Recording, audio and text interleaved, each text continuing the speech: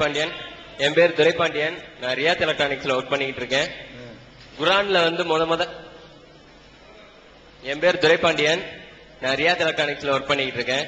குரான் மட்டும் என் அரபுல வந்துச்சு. ஏன் அந்த எழுத்தை மட்டும் ரைட்ல இருந்து லெப்ட் நோக்கி எழுதுறாங்க? அதை மட்டும் சொல்லுங்க.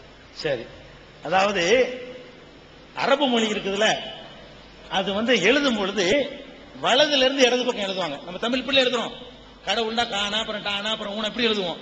அவன் இப்படி எழுதுவான், காணா டானா இப்படிதான் எழுதுவான். அரபு மொழி எப்படி வரும்னு கேட்டா ரைட்ல இருந்து லெப்டுக்கு வரும். அவர் அதான் கேட்கிறாரு. நம்ம வந்து லெப்ட்ல இருந்து ரைட்ல எழுதுறோம். அரபு மொழி மட்டும் ஏன் அப்படி இருக்கு? அரபு மொழி மட்டும் இல்ல, அரபு மொழி வலதுல இருந்து இடது பக்கம் தான் எழுதணும். பாரசீக மொழி வலதுல இருந்து இடத்துல தான் எழுதணும். உருது மொழி வலதுல இருந்து இடது பக்கம், மலாய் மொழி வலதுல இருந்து இடது பக்கம்.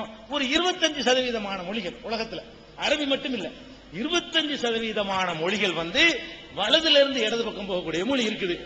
75% ஒரு 5% மொழி இப்படி சைனா மாதிரி மேல இருந்து கீழே இப்படி வரக்கூடிய மொழியும் இருக்குது. ஒரு 70% மொழி தான் இடதுல இருந்து வலது.